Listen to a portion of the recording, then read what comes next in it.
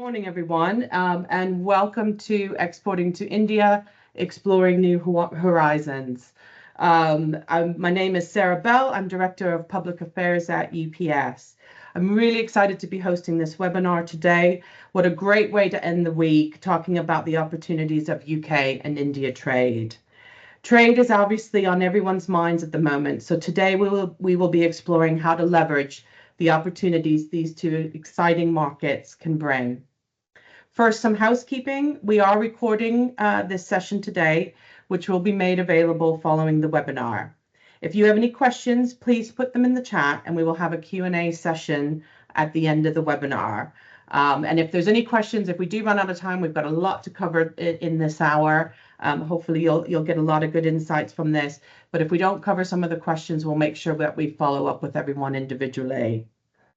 I'm really pleased to be joined today by a fantastic set of speakers and experts in the India market. For the second half of this session, I will be joined by my colleagues from UPS India to discuss how we can support your export journey. So before that, I will be speaking with Pratik Dattani to get some insight and advice into doing business in India, one of the fastest growing economies in the world today. Before I formally introduce Pratik, I wanted to set the scene and touch on the recent announcement of the UK and India Free Trade Agreement. On the 6th of May, the UK and India announced a free trade agreement. Free trade agreements basically are just to make business easier between the two countries involved. They seek to reduce or remove tariffs on certain products, improve service access, and streamline regulations, really just helping businesses on both sides to be able to trade easier and leverage opportunities. Some of the key provisions that we're seeing as part of the free trade agreement is elimination of high tariffs on UK goods, so things like whiskey and spirits, cars, machinery, cosmetics, and medical devices. So some kind of key areas, and we know it reduces tariffs on approximately about 90% of the tariff line, so on quite a lot of the products that are being exported to and from India. The agreement also improves access to India's services market, so from the financial, legal, and educational sectors, there will be improved access in terms of how we do business together.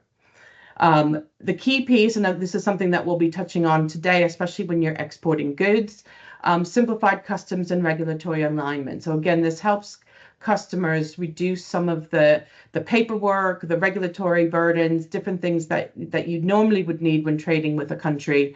It helps to simplify that and make it more efficient, make goods be able to flow more easily.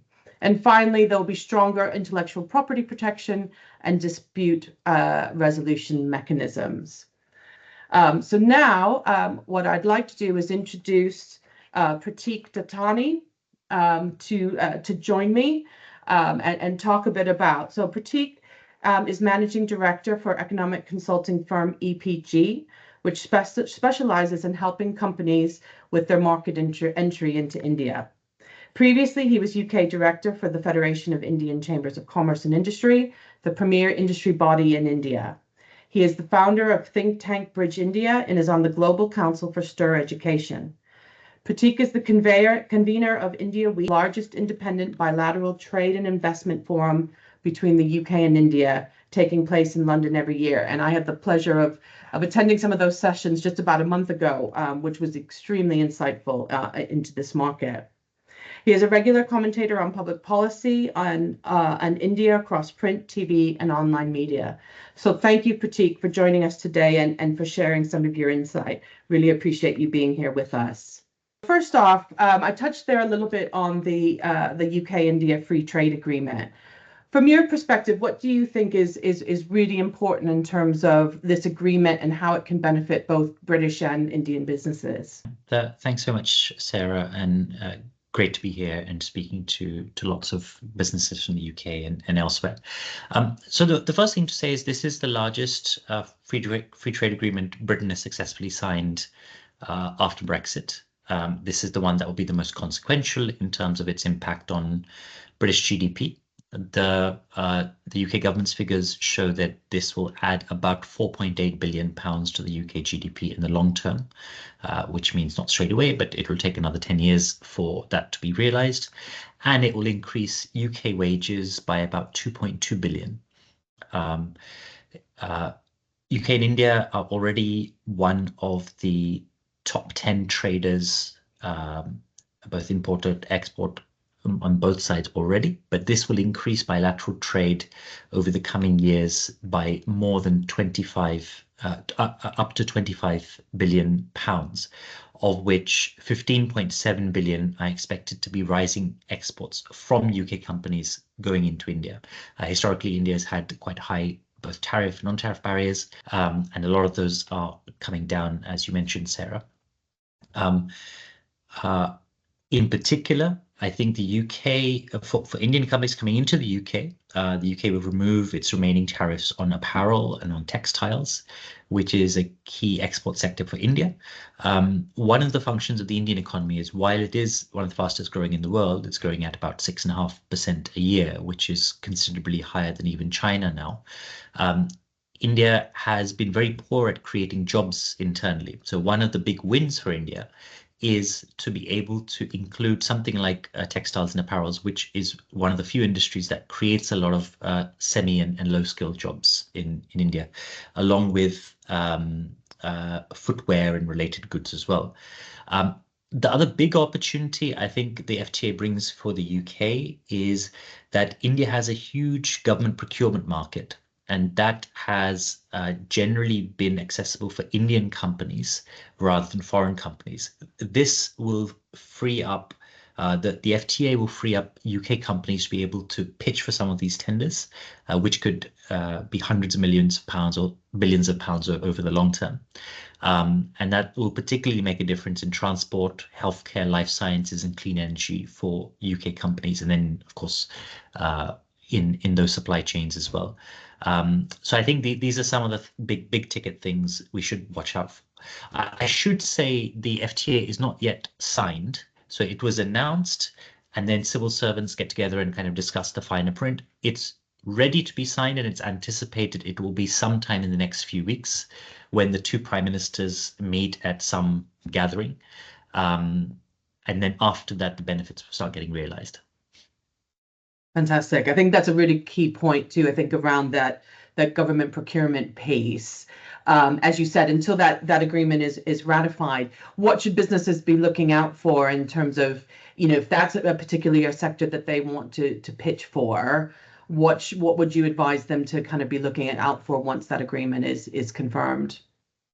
Yeah, I think on the government procurement side in particular, the Indian government is not the most straightforward government to deal with when it comes to Indian companies, let alone foreign companies. So I think, and there's also not one portal where you can go and find all central government and state government and municipal government opportunities in one place. It doesn't happen like that, partly because India is a very large country, and two, that procurement is just not as standardized. So I think in your sector, talk to your JV partners in India, your supply chain in India, and make a list of the opportunities that may be coming up over the next 2-3 years on the horizon, so you can be ready for those when those come about. And if you don't have those kind of trusted supply chain partners in India, then work with consultants or kind of individuals that you might have in India that you trust. And as long as you can you can understand your runway of where these opportunities are coming in the next 2 years, you can prepare yourself properly. Fantastic. Yeah, I think some great tips there. And as you touched on there in terms of the size of India, the different sectors, I think there's always a bit of a misconception of, I'm going to export to India. Well, but what part of India, what sector of India is often described as a market of 1 billion opportunities.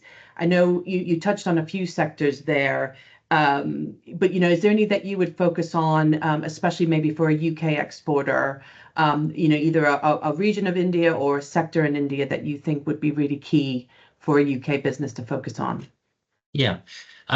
So you're absolutely right. So while India is 1.4 billion people, in reality, it's lots of different markets. So the north of India is Hindi speaking. The south of India speaks a lot of other languages, which are even the script is different to the Hindi. Um, uh, in terms of export orientated parts of India or states who are comfortable dealing with businesses abroad. If I use something like how many people have passports as a proxy for that, in a state like Gujarat, where the Indian Prime Minister is from, and which markets itself very much as an outward focused state, only about 10% of the state of 65 million people have passports. Whereas if you go to somewhere like Punjab and Chandigarh next door, or Kerala in the very south, just under 30% of people have passports. But then if you go to the very northeast of India, where there are 8 states of very, very small populations, I would guess between 2 and 5% of people have passports. So accessing opportunities and working with partners there becomes a lot more difficult because they themselves are not used to working with foreign companies. So culture is different, the conduct is different, expectations from contracts might be different. I think one of the things in the FTA that is very exciting is there's a special provision for the auto sector for India. India is the world's largest, third largest auto market in the world. There'll be separate tariff quotas offered to the UK for traditional ICE engines, so internal combustion engines, as well as EV, electric vehicles. And the tariffs on the cars meeting those quotas will gradually fall to about 10% over a phase-in period. It's not overnight. It'll take, I think, 4 or 5 years. So if you're in the auto sector or in that supply chain, I think there's suddenly a whole host of opportunities opening up that simply don't exist today. Fantastic. Yeah, I think that's really good advice. I think in terms of, really about doing your research, understanding the market you're going into and how the market can change from the north to the south or different parts of the country. So I think that's a really key lesson for any business looking to enter for the first time into that market is really understand, the kind of culture and the different etiquette. I know that's something that you work a lot with companies in terms of their market entry into India. Can you share any examples or any stories that you have of where maybe that has gone not so well for a company because they haven't taken that time or done that due diligence? Can you share some kind of insight into how that's gone? Yeah, I always think you learn more from the stories that weren't successes than the ones that are successes. So maybe a couple of examples, one Indian and then one American company. If you go to your Uber app, there are options for grocery delivery, flowers delivery, medicine delivery, etc. In India, Uber and Dunzo and those last mile delivery apps, the margin they put on top for the driver is probably about 10p or 15p or 20p equivalent. But India has a lot of those last mile delivery companies that have huge VC funding from Sequoia Capital and Tide Global and many of those big VCs. But actually, the only business models that have worked for any of those companies, regardless how well funded they have been in tier 1 cities where you have higher salaries and maybe 2 professionals in the family working together, where consumers don't mind paying 10p for getting your medicines delivered in 20 minutes. In tier 2 and tier 3 cities, none of these companies have managed successful business models because even 10p, Indian consumers in those cities are highly price sensitive and they don't want to pay that. And that is an experiment a lot of foreign VCs have done and burned probably $1 billion or $2 billion on this through multiple of these companies over the last 10 years. The American example I would mention is a great American brand name, Chevrolet, the car company. It entered the Indian market in 2003. The aim was, back then, China wasn't making autos. The aim was to bring advanced American engineering into India. But it skidded off course because it had huge, aggressive launch campaigns, but the biggest problem they didn't account for in India is Indians are very value conscious. So they found the cars may have been great engineering, but they were significantly overpriced compared to, let's say, a Maruti Suzuki, who'd been in India for 30 or 40 years by that point, or Hyundai or Tata Motors, again, had been in the market for several decades.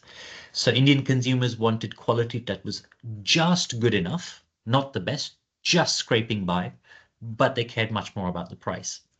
And that seems like a very basic thing not to understand, but that is why then General Motors, or well, the Chevrolet brand, eventually exited the passenger car market in 2017. So they burnt a lot of money over 14 years, and then they decided this is not the market for us. It's interesting how, really understanding what the consumer wants, what the, and kind of understanding those cultural differences, but also kind of what the purchasing power is, for those consumers. So it is really about doing that kind of preparation and understanding, and before you're putting a lot of that investment in, is take that time. What are some other things really would you recommend that businesses consider when they're, whether it's exporting goods into the country or coming into the country and actually establishing a presence? What kind of key things would you advise businesses to consider? Yeah, I think some of those things that you don't find in a PowerPoint, or just things that you only understand when you kind of spend a bit of time in the country, are a lot of the cultural and softer aspects. So, for example, if you're trying to book a meeting with the FTSE 250 or FTSE 100 CEO in London, it'll take you forever. You have to go through multiple secretaries, and probably they won't meet you. But meeting their equivalents, so promoters of large companies in India, is relatively a lot more straightforward. You might even arrange the meeting on a WhatsApp and then go to their house and have dinner. And I think often for foreign companies, that seems like, oh, we're about to score a win. It doesn't mean that. Indians believe in hospitality. They're very happy to have dinner with you, very happy to introduce you to their family. But that is not any indication of doing business. The causality is not quite there.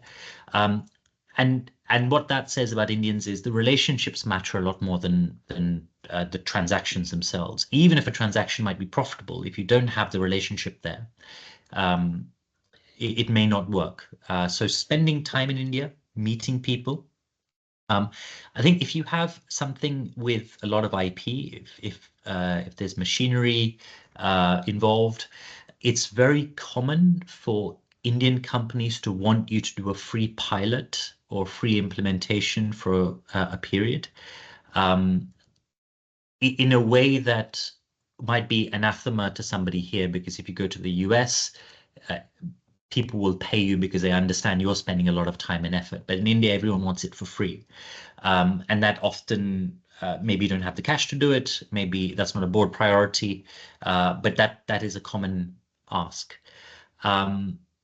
Working with multinationals in India versus promoter-led companies, which means family-owned businesses in the first or second or third generation, is very, very different.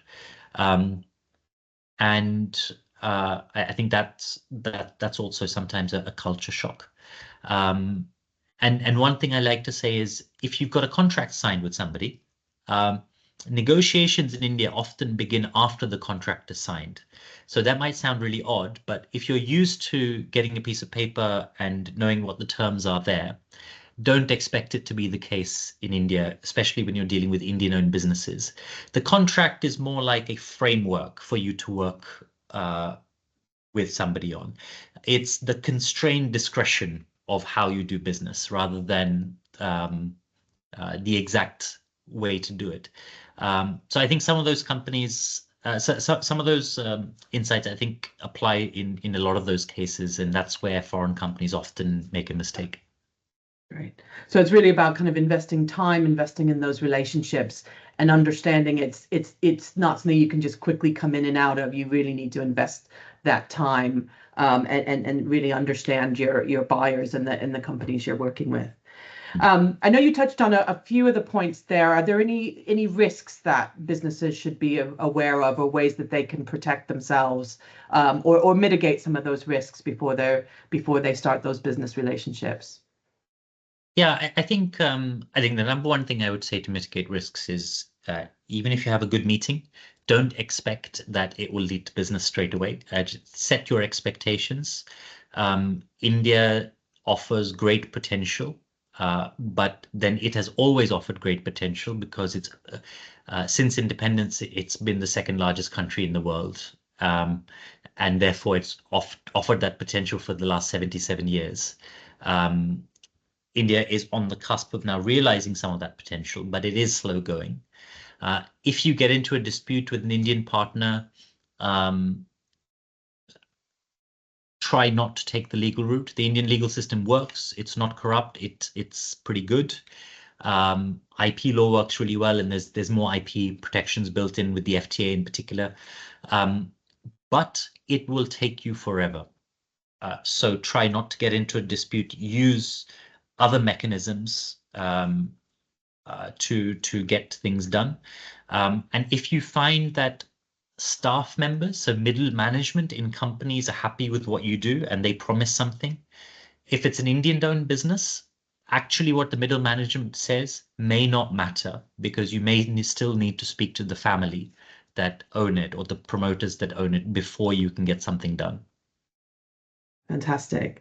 There's some great insight there, and I think really good, and I think a really strong message about really investing that time and understanding some of the risks and opportunities. I think just to sum up, we've got a couple minutes left in this part of the session. Any kind of top tips, key advice that you'd want to give to companies either looking to export or do business with India? What is your kind of key advice that you would give? So I would say, and this will sound very basic, but just understand the market first. In the General Motors example, they thought they knew best because they were a multi-billion-dollar company coming in from the US, and they focused on what they wanted to sell rather than what Indians wanted to buy. And that distinction, I think you can bridge that gap in understanding if you take time to understand the market first, even if it takes a few months longer. That could be through a liaison agent locally, a sales agent locally. It could be through a consultancy. It could be through British government high commissions across the country, or through your supply chain if you already have friends and businesses you work with. Fantastic. Well, I appreciate that. I think, I'm sure we could spend a lot more time on this session in terms of talking about the different intricacies of the market. But I think, lots of opportunity there, but it's really about doing your research, spending some time and really trying to do it properly. And hopefully you can realize some of those opportunities. So thank you, Pratik. I really appreciate your time and your expertise and insight into the market.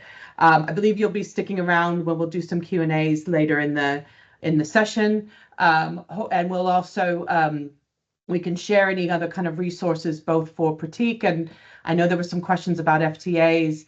We can share some of the government websites. The Department for Business and Trade in the UK runs an export academy, and there's lots of resources both on the UK and India side that can help exporters and businesses to do that. So we'll share some of those resources in the chat. Excuse me. Please keep sharing your questions for later in the session, and we will get to those during the Q&A session. So thank you again to Pratik.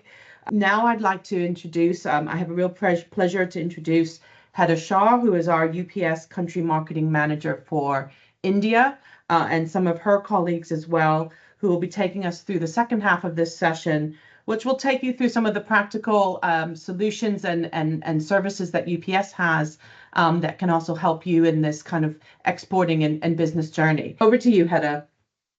Yeah, thanks, Sarah, and thank you very much, Pratik, for an insightful session. I mean, the way I look at today's session is it's all about understanding what this means in concrete terms for exporters and importers and business leaders like all of you on the call. So thank you very much for joining us. Whether you're a company already operating in these markets or just beginning to explore the potential, I mean, with the UK-India FTA, it's really a moment of opportunity. And for all of us on the call, preparation is really the key. So doing a session like this earlier in the day will help not only prep up, but also see how the supply chain, moves going forward. So I'm Heta Shah, and I take care of marketing for UPS Small Package India. And I wanted to first start off by, giving some insights on India as a country and mega trends that we see. India is just not opening up through trade policies. It's simultaneously also driving forward with powerful mega trends and a lot of national initiatives that are really reshaping our economy landscape.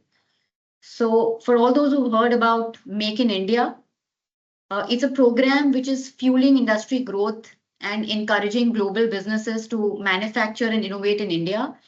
And with the UK-India trade, the FTA, it will bring more opportunities for us to manufacture, more opportunities for export between the two trade lanes, and also importing between the two trade lanes as well. There's a lot of massive investments that are happening in infrastructure, smart cities, logistics parks, highways and ports, and enhancing a lot of connectivity. Now, why this is really important is because, as Pratik rightly mentioned, it's geographically very widespread. So the key is that how do you get your product faster than another supplier in the global market? So what the government is doing is trying to connect tier 2 closer to tier 1 with a lot of infrastructure and road, rail, water, infrastructure in that sense. And also by virtue of doing that, helping them cut cost on the transportation costs. So some and substances that, the government is also taking a lot of initiatives to build infrastructure, which in itself will help in trade as well. And as you see, with a young skilled workforce in India, we are poised to become not just a manufacturing hub, but also a center for services, design and innovation. So together, these trends create a very powerful ecosystem for bilateral growth. Yeah, so that's UPS in India, and I wanted to touch upon all the entities. Why this is important is because we've always maintained an objective of customer first, people-led and innovation-driven. So you see the business units that you see on the screen help in strategic objectives of the company, as well as providing solutions to businesses like you all. So I represent a small package, which is an entity for express division in India. You also have the freight and the supply chain division, which is UPS supply chain. Innovation is a very key component to everything that we do, keeping customers first. So we have a technological center in the south part of India, which is in Chennai. We have the back office, which is the global business services. Healthcare is a very key growing segment as well. So you have Markin supporting us in the healthcare division. So along with international, we also have Movin, which takes care of domestic. So it's a one-stop solution when customers see us, as well as we are here to provide solutions end to end so that no one has to go out of UPS from a supply chain standpoint. So in the next slide, I'll also like to touch upon the array of products that we have, and my colleagues through the sessions will take you through more finer details. So you see it's quite a busy slide, but UPS offers an array of products and services that cater to a wide range of shipping and supply chain needs. So whether you're moving time-sensitive, high-value goods or bulk shipments, you see the first 2-3 products are express services for urgent deliveries. We also have cost-effective deferred options, which is expedited. So UPS does act as a one-stop solution for businesses who are looking for reliability, speed, and transparency in the transactions. We've got advanced tracking, customs clearance expertise, which my colleagues will talk about, end-to-end support. UPS helps companies of all sizes navigate through complex trade routes and do that seamlessly with confidence. Through the session, what you'll realize is that a lot of the services express Express Worldwide, Saver, which is 1 to 3 days, delivery time for critical shipments. You also have Expedited, which is not so critical, which is 3 to 5 days. You have Express Freight, which is palletized movements to certain countries across the globe. And we have a lot of value add services. And my colleague Vishwanathan will also talk to you about services that we offer. And, it's an array of services as well, which will help you all grow your businesses too.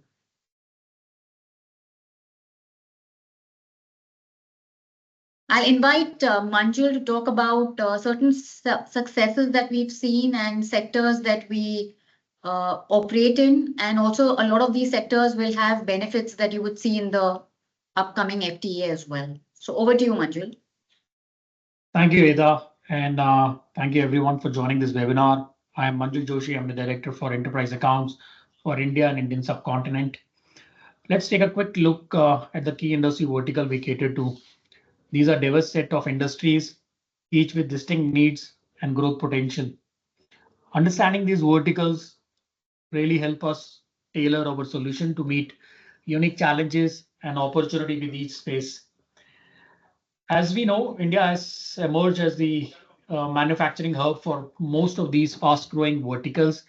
And Pratik did mention about automotive as a sector where he has put in that spotlight as what India position is in the globe right now on the automotive manufacturing capabilities from both the OEMs and also from the supplier standpoint.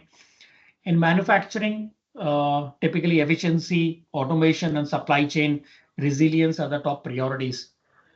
We at UPS streamline production processes and ensure operational continuity, and our solutions support complete supply chain, regulatory compliance, and manage inventory costs, which will be covered by my colleagues quite in detail, in their section of the solutions and the regulatory framework wherein we work and we really support our customer in. So you please put any questions or any comments that you have in chat box related to any of these sectors, any more detail that you would like to know from us. We will be happy to help. Over to this, I will invite Sanjay for just taking us through on the network side. Thank you. Hey, thanks, Manjul, and good day to everyone who are on the call today on this webinar.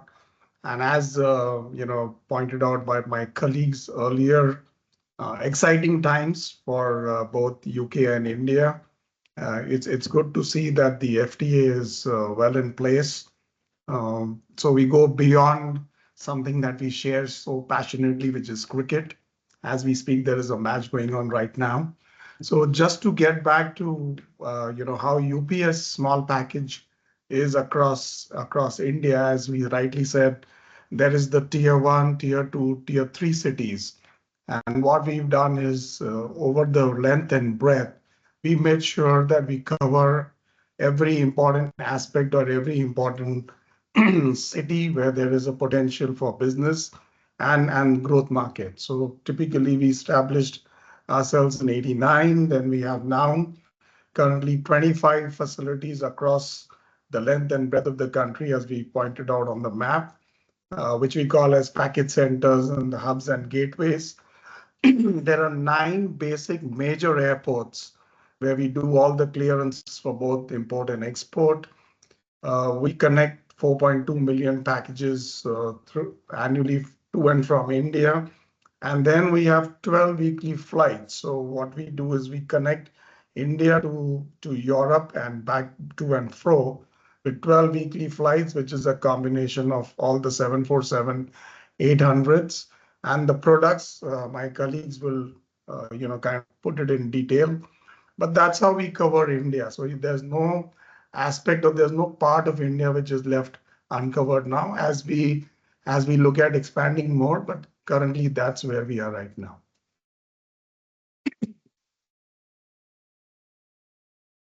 Now, in order to cater to both the import and exports, what we've done is, we have 2 gateways. So for me, as Sanjay Nichlani being part of transportation, I take care of the gateways and the hub operations. which includes the gateways that we have in Delhi and the other one which we have down south in Bangalore. So these are the two dedicated airport gateways where we operate our brown-tail flights. These are the 747-800, 12 flights. So 7 in a week are from Delhi, 5 weekly are for Bangalore. We've got a capacity of almost 15,000 square feet in Bangalore.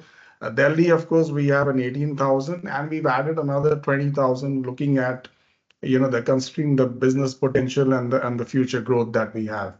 The biggest advantage that we have is that there is an in-house customs clearance. So these are custom officers who are dedicated to clearing the shipments, both import and export, and that's where we get a good advantage for imports coming into India.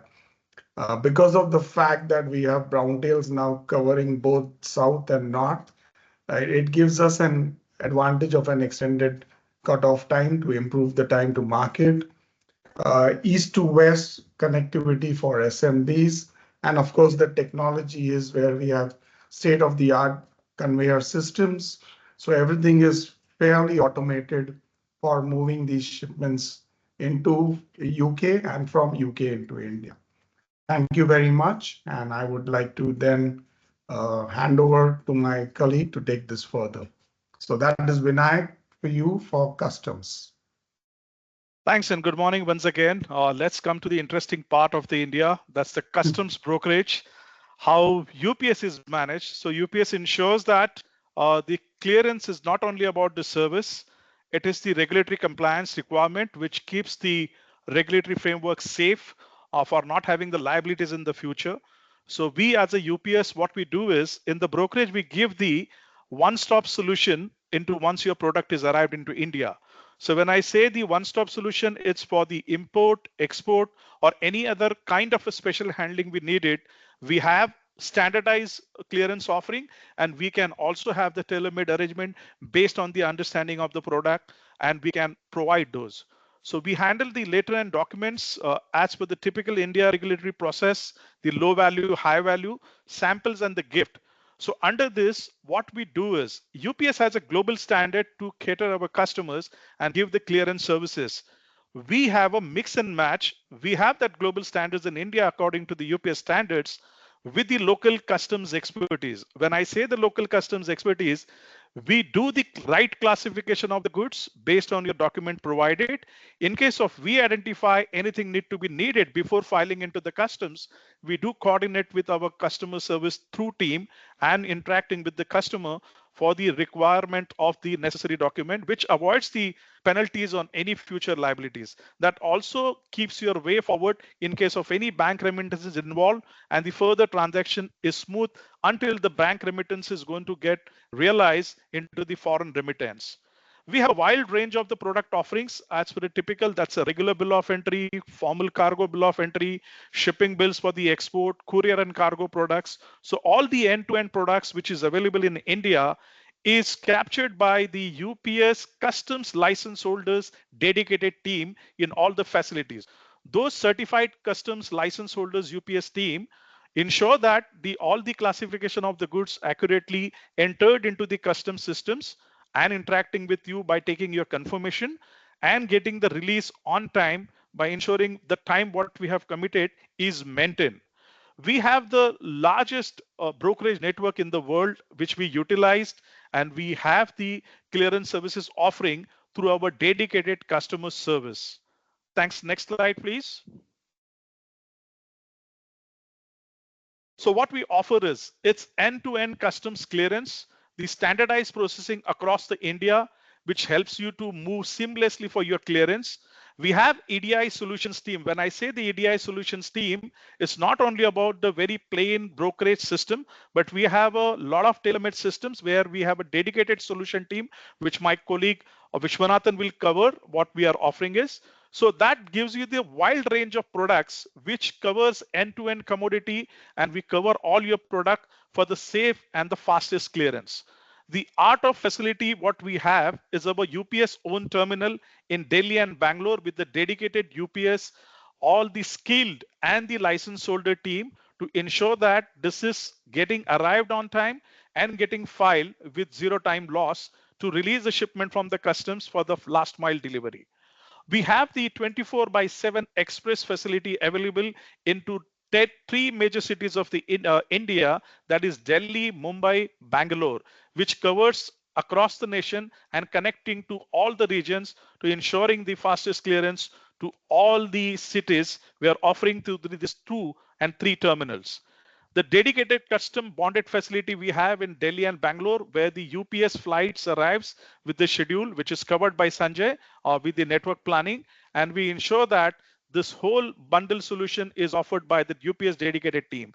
The custom clearance in-house team we also have for the formal clearance, which is known in India as a cargo clearance, with our all these certified and the due diligence partner where UPS has verified, and very selectively we have chosen them for the gems and jewelry, pharma, and couple of other sectors audited by the UPS, ensuring we are working hand to hand with those partners to offer you a better cargo services.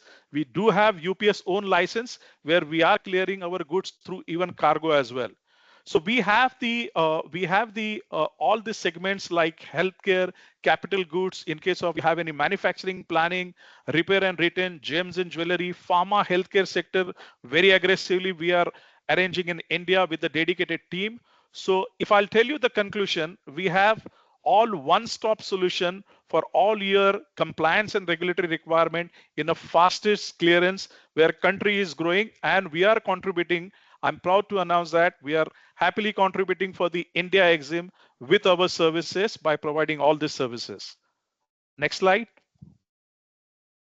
So this is a quick ready reckoner kind of a document.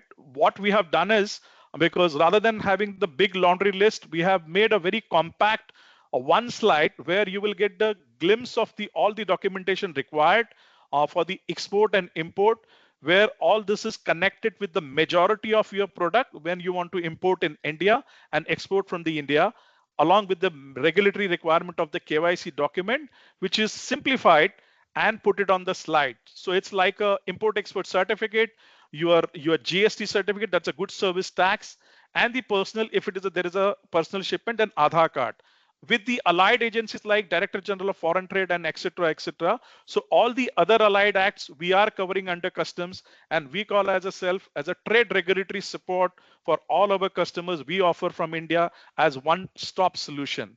Thank you very much and appreciate your patience for listening all the regulatory aspects very patiently. Thank you. Hi, this is Vishwanathan. From a customer solutions perspective, the solutions plays a key role in stitching together all the aspects of the businesses, be it supply chain, be it logistics, be it customer experience, and be it a person who is looking to expand his business to the India market. So from a solution perspective, we offer a host of solutions as one UPS, right from export to warehousing to domestic, and also technology, and of course, sustainable solutions. So that's the key word that I would like to present to our audiences, that we focus on sustainability aspect all throughout our processes. We also offer consultancy framework for our customers and businesses who would wish to partner with us while expanding their businesses into India. That's the biggest aspect, where we reach out to you, understand your business aspects, and create a seamless path on how you can expand to India. So this is just a snapshot of what solutions that we can offer for you all in the India market. So we will dwell a little bit deeper as we move on to the next slide on the different aspects of consolidated export solutions that optimizes supply chain, optimizes cost. When we look at India as a large contract manufacturing hub and business looking at outsourcing their manufacturing processes to India, this becomes the most valuable and impeccable solution to deal with in terms of optimizing your end-to-end supply chains, and also at the same time looking at the cost perspective. So in the next slides, we will be talking about some of the aspect of business secrecy. I know a contract manufacturer can have multiple customers or multiple entities that he works with. So this solution helps manage that secrecy, at the same time optimizes the business to manage the entire end-to-end portfolio by shipping it to different customers across the globe directly from India. When we move on to the next slide, we will be focusing on the aspect of integrated visibility. So when we talk about integrated visibility, the Smart One UPS dashboard provides a one-stop business intelligence, performance drill downs. It gets into a tracking number level information to manage your supply chain cost. It also helps you manage your supply chain efficiency proactively and also identify areas of growth and driving more businesses forward.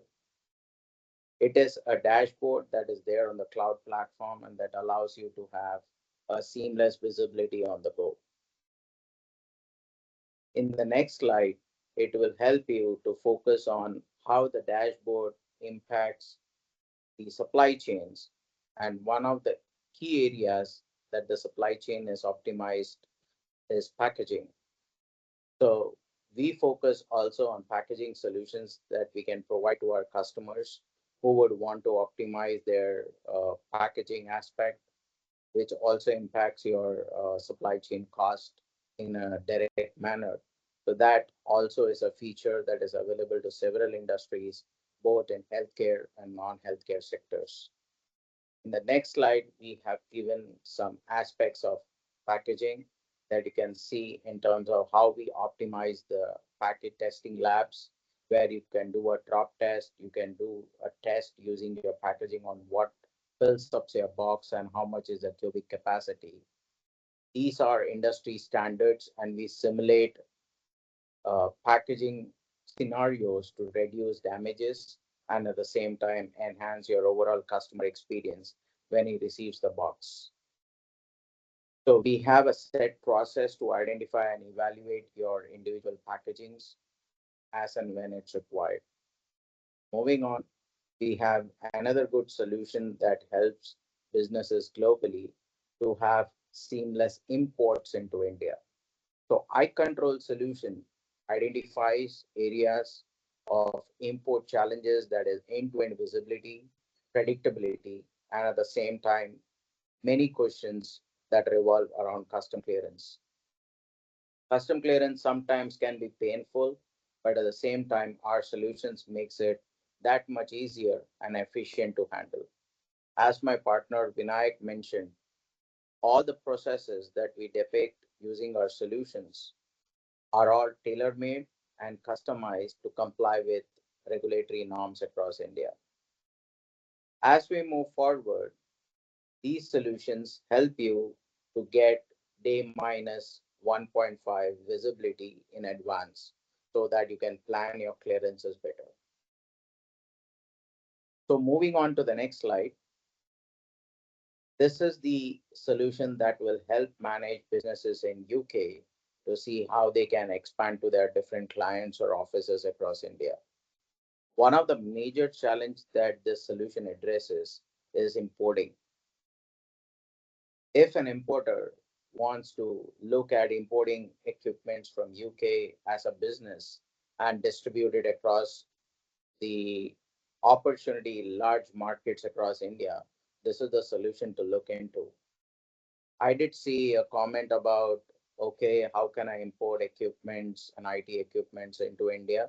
This is the solution that you might probably want to explore, importing from UK and distributing it across your different offices across India.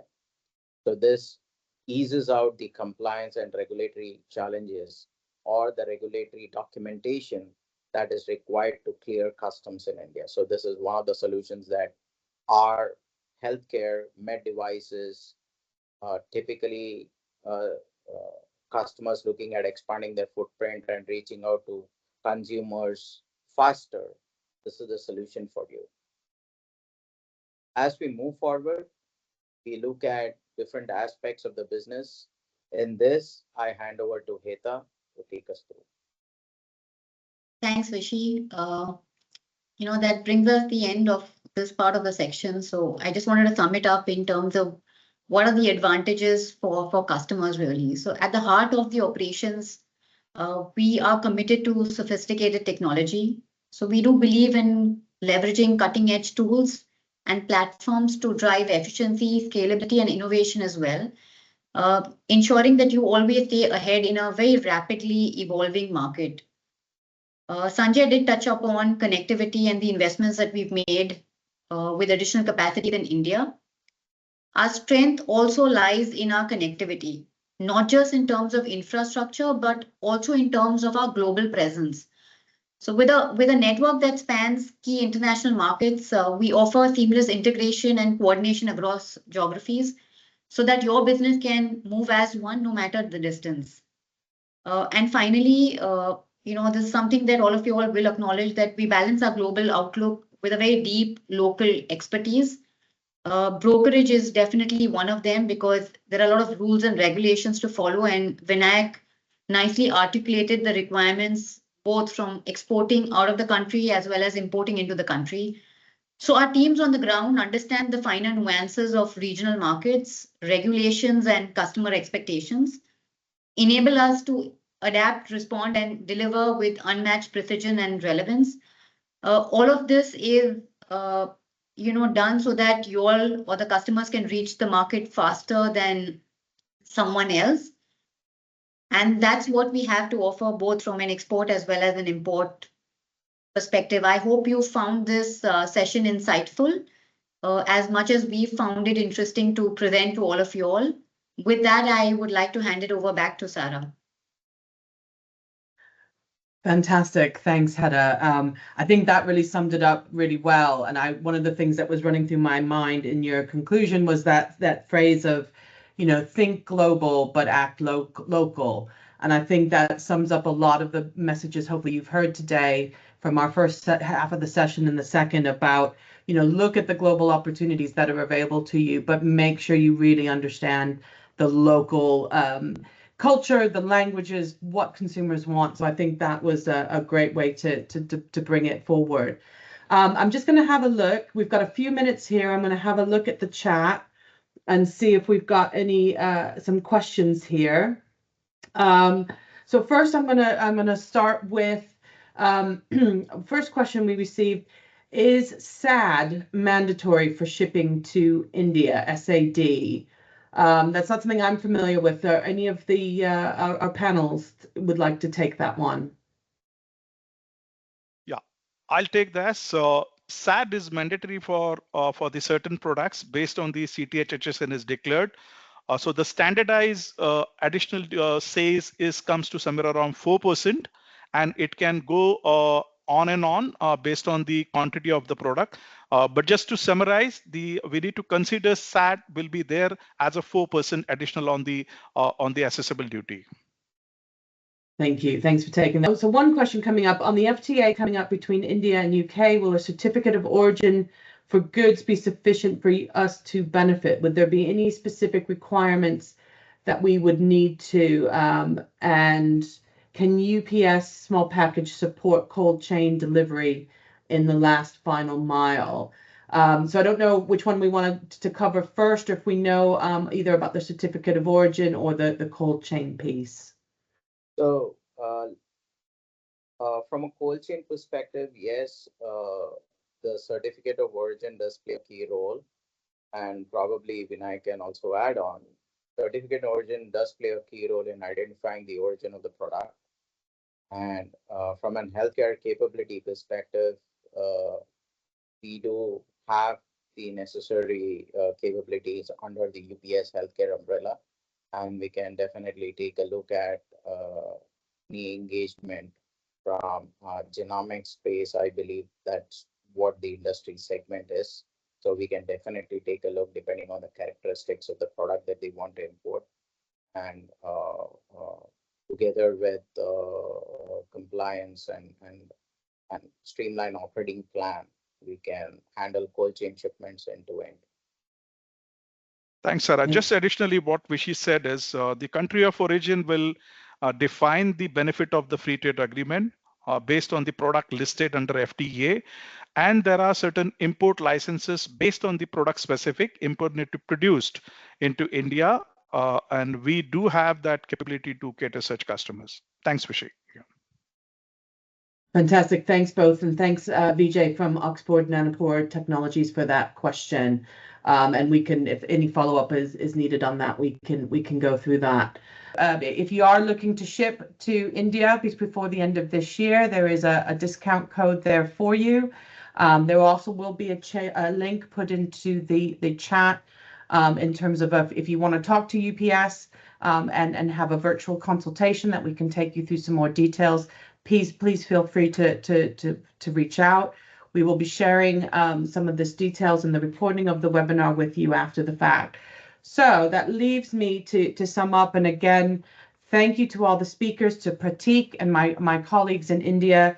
Really, really useful and interesting conversation, I think, in terms of looking at really exciting market in terms of India. I think there's a few kind of tidbits I took out from that discussion in terms of one, do your research, understand it is a huge market with different states, different languages, different cultural sensitivities. So really, do your research before you take that step. Understand what your consumers want to buy, not necessarily what you want to sell. I thought it was a great message from Pratik, and some of the examples he get. Really understand what your consumer wants from your product. Work with partners and other resources that can help you. There's a range of resources out there, and again, we can share those. In the UK, the Department of Business and Trade has a wealth of information on their website, their Export Academy. Work for your chambers of commerce. Work with your logistic partners, whether it's UPS or others. As you've seen, we've got huge amount of in-country expertise to help you with that. Customs is key. We see that with the international trade environment at the moment. So really understand that customs piece and the paperwork and regulations you need to meet. And as I said before, think about those global opportunities, but really understand the local information. So that just leaves me once again. Thank you all for attending. Really appreciate your time today. And thank you again to my fellow presenters. Really enjoyed the conversation. And enjoy the rest of your Friday. Some of you are closer to the end of the week than others, but enjoy your weekends and hope we all can talk to you again soon. Take care. Thank you. Thank you. Thank you, everyone. Thank you, everyone. Thank you. Bye-bye.